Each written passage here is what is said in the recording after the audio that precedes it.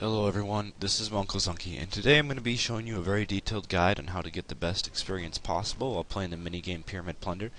Please note, however, you can use this guide at levels below 91. This guide is based towards people with level 91 thieving or higher, and is going to be showing you how to earn the best experience at level 91 and also earn some profit along the way.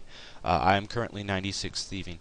The experience rates you can be expecting is around up to 240k an hour experience if doing solo, and up to 270k an hour experience if doing with another person, which will help you get through the doors faster. These experience rates do depend on how lucky you are with the doors and how much you are paying attention, so just keep that in mind.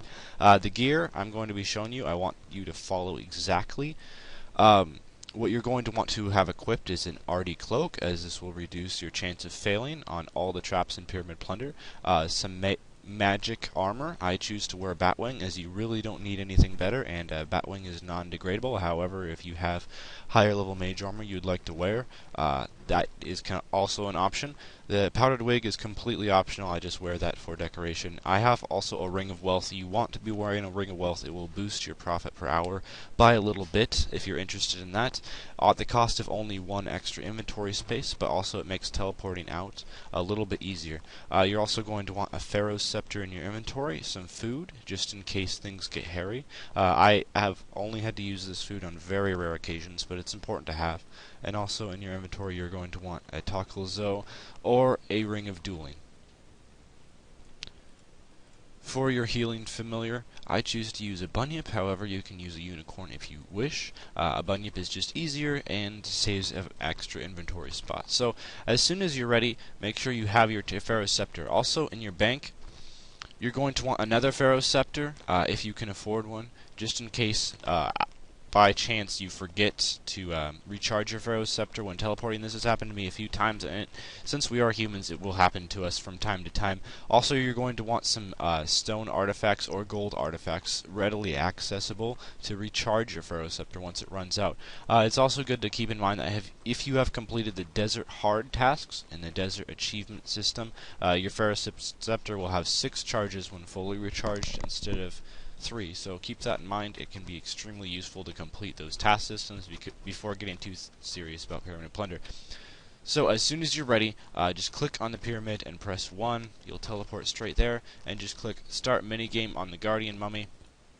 You'll go into the first room, and as soon as possible you want to click on the first spear trap. And as soon as your character gets through, spam click on the first tomb door. I'll be showing you guys a full run through of one round of Pyramid Plunder, and you're going to want to follow what I do. The order that you do the doors in some rooms it doesn't matter, but in other rooms it can speed up your experience per hour by just a little bit. Of course, just keep in mind that your luck on the doors, sometimes you will find all of the doors on your first try, sometimes it will take 4 tries to find all the doors. I would highly recommend not looting any of the grand gold chests until the level 61 room, as the experience is not worth it that you get from the grand gold chest. After the level 61 room, you do get experience from looting it, and it becomes more worth it to loot it. Also, I am 96 thieving, but I have only gotten 1 scepter ever, and that scepter was from the level 61 room. So it's worth keeping in mind that you do have a fairly high chance of getting a scepter even from the lower tier rooms. So you're just going to want to get through the doors as fast as possible. The reason why I said it's faster XP per hour if you have a friend or just another person to duo with you is you can both search doors at the same time, and the doors will be the same for your friend as they will be for you.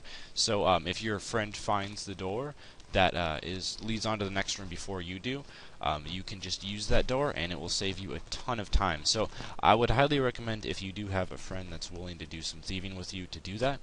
So now we are on to the level 61 room. In this room you do want to loot the grand gold chest, because it takes about 2 seconds out of your time to loot it, and you get a nice 200k XP drop for doing so.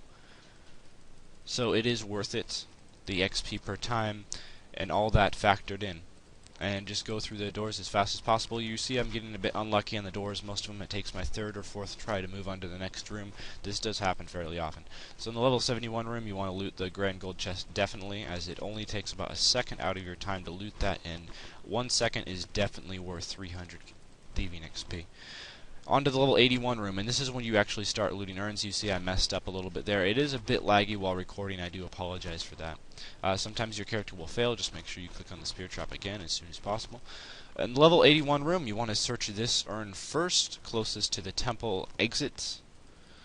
And you will get a fair amount of thieving XP for looting these urns. It is worth looting. If you want the best experience per hour, do not go straight onto the final room. You do want to loot as many urns as you can in the level 81 room. Now, depending on how lucky you are with the doors, this is what factors in how many urns you will loot in the level 81 room, and the biggest factor in determining your experience per hour. You're not going to want to loot the far western room, the far western urn, because that urn is just too far out of the way and not worth looting. Once the timer for the pyramid gets below about your XP button next to your mini-map, that's when you want to start trying to get into the final room. And when you are in the final room, you're going to want to loot the urns in exactly the method that I do so. Loot the far eastern urn first, and then move on to the next one, just working in a counterclockwise direction. You'll get a lot of XP for looting this room, so you want to make sure that you spend as much time as possible in this room, and you want to make sure that you loot all the urns in the level 91 room every single try. This can be rather annoying because sometimes you'll just barely loot all the urns with no time left. Sometimes you might even miss one, and there will be other times when you loot all the urns in the level 91 room with plenty of time to spare, and this is just because the way the pyramid works. Sometimes you'll fail a lot of urns, and sometimes you won't. There have been a couple times, I'm not a 99 thieving, and I have gone through this entire room without failing once a couple times, so just keep that in mind. And as soon as you loot this urn, you want to quickly open the engraved sarcophagus and have your mouse over the next urn, and as soon as you see the rune crafting XP drop, immediately spam click the next urn to make sure your character moves on to the next one as fast as possible. And looking at the time now, it does look like I'll be able to loot all urns in this trip.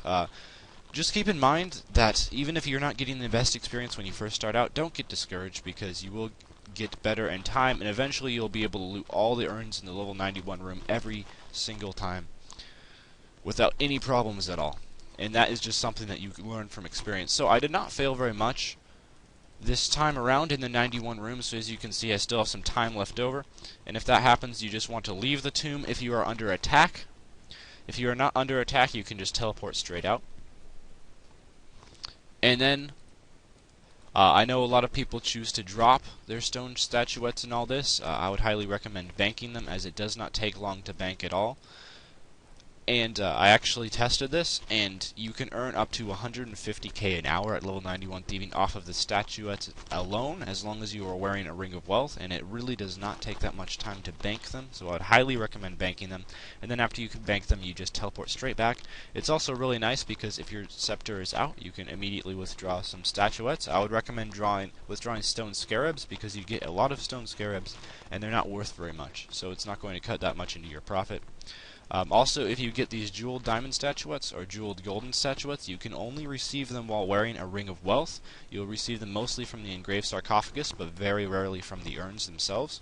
So just keep in mind that is the reason why we wear the ring of wealth, and those are worth a fair amount of money. The jeweled diamond statuettes are 12.5k each, and the jeweled golden are 7.5k each. So thank you for watching my guide, everyone. I hope it really helps with your Pyramid Plunder experience, and just remember that this is a minigame that you get better at doing over time, and your experience rates will increase if you do this for a few hours and really get accustomed to the way it works. That is all, and farewell.